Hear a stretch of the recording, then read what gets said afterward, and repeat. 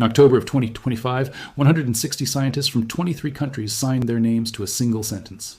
The world has entered a new reality, not a prediction, not a projection for the year 2100, a statement about right now, because for the first time in recorded history, 4 separate global warning systems have crossed their danger threshold at the same time. You've probably heard climate warnings before. Most of them blur together into background noise, a slow drumbeat of bad news that never quite arrives. This is different. This is scientists telling you the alarms aren't ringing separately anymore. They're ringing together. Let's be precise before we go further, because precision is what separates this from clickbait. This is not a claim that the world ends tomorrow. What we're going to walk through is the actual research, the actual data, and what 4 systems activating at once really means for the world you live in.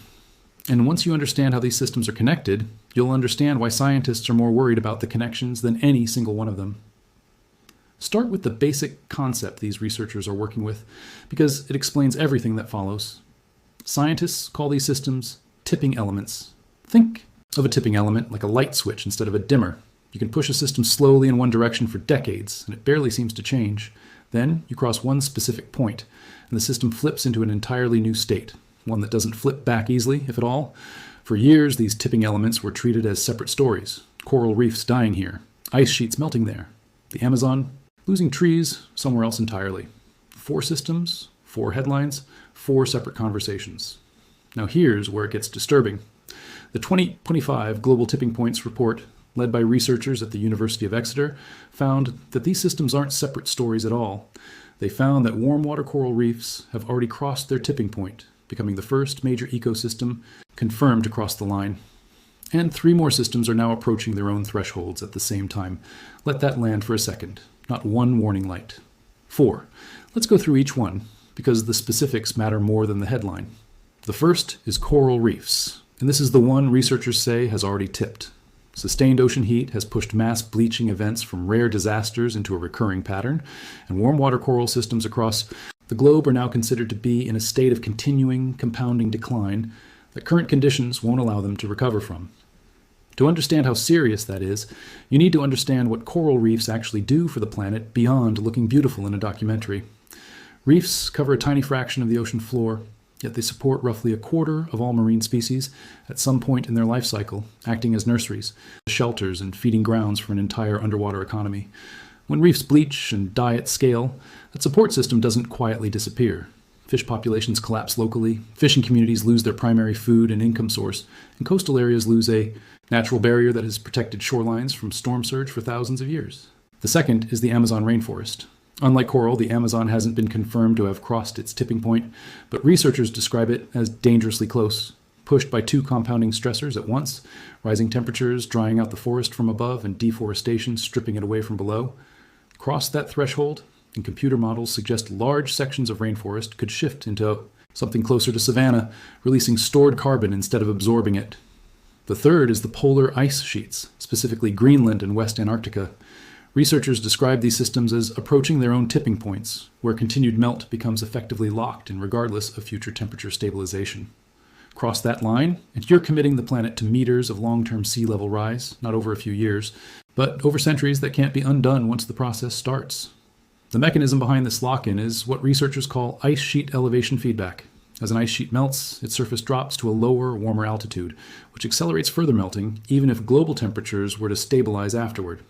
Once that feedback loop takes hold, stopping it becomes vastly harder than preventing it in the first place.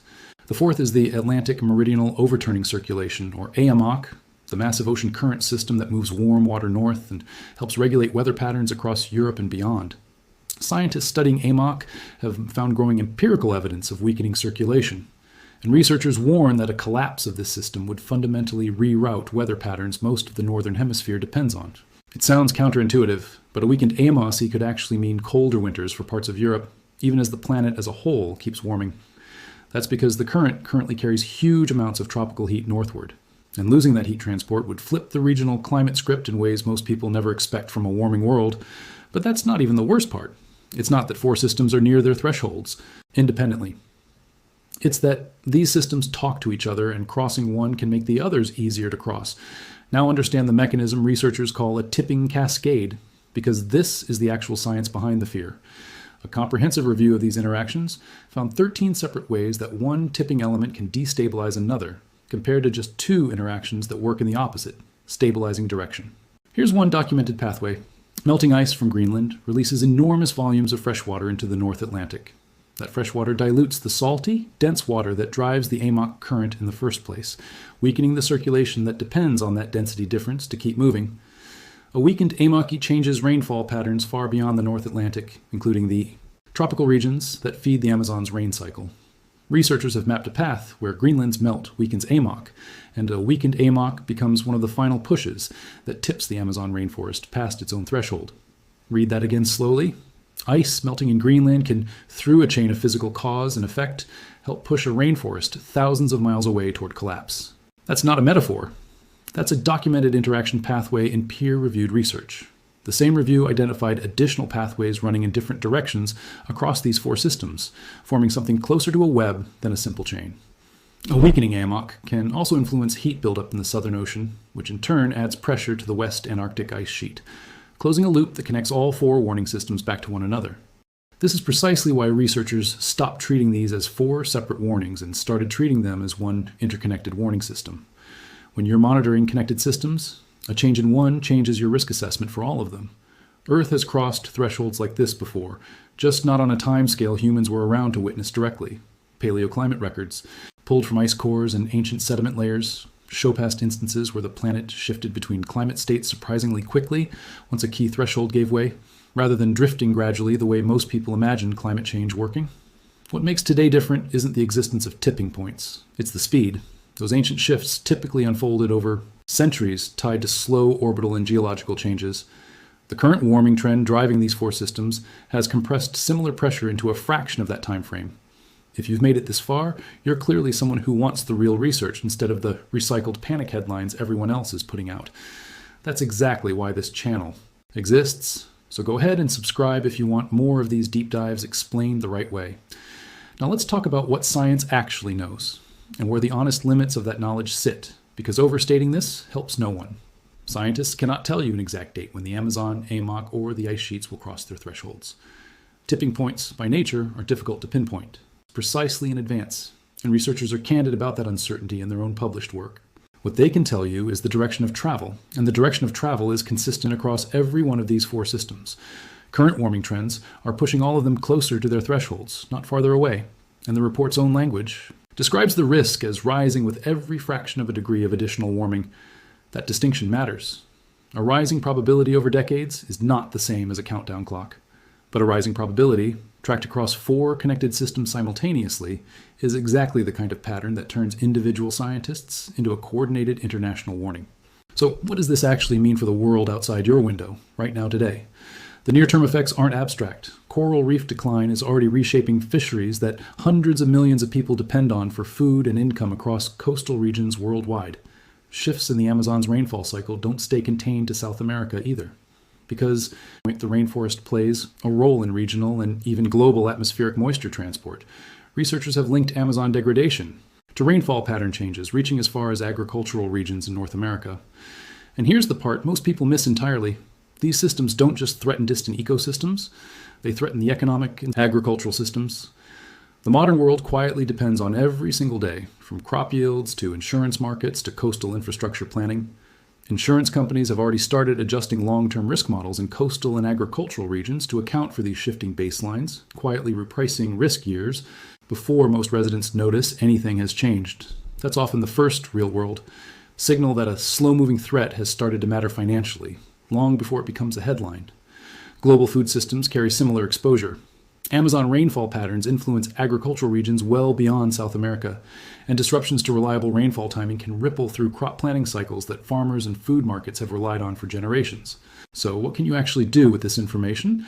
Start by treating extreme weather events differently than you might have a few years ago. A single unusual heat wave or flood used to be dismissed as normal variability. Given what these 4 systems indicate, that variability itself is now part of the signal worth paying attention to. If you live in a coastal region, this is the moment to actually understand your area's long-term sea level projections. Not the ones from a decade ago, but current ones that account for accelerating ice sheet melt. Many coastal planning offices now publish updated flood maps, specifically because of this shifting risk. support policy and organizations focused on the two levers researchers consistently point to: cutting emissions fast enough to reduce the pressure on these systems, and protecting the ecosystems, like the Amazon, that are still capable of being saved if pressure eases in time. It also helps to get comfortable following primary research instead of secondhand headlines. Reports like the Global Tipping Points Assessment are published openly, and reading even a summary directly from the source gives you a clearer picture than any single news segment ever will, precisely because it lets you see the researchers' own caveats and confidence levels instead of a stripped-down version built for shock value. Community-level preparation matters here too, even if it feels distant from a rainforest on another continent. Local governments increasingly factor these global tipping risks into long-term infrastructure planning, agricultural policy, and insurance modeling, which means paying attention to how your own region is adapting is no longer optional background information. Before you go, let us know in the comments which of these four systems surprised you the most, because most people have never heard they're connected this directly. And if you want to see how these warning systems evolve as new research comes in, stay subscribed because we're going to keep tracking this closely. Let's close where we started. 160 scientists, 23 countries, one sentence. The world has entered a new reality.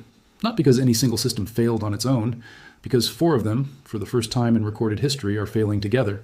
That's the story the data is actually telling. Not a single collapsing dial, but four connected alarms, ringing in the same room at the same time for the first time anyone has ever recorded.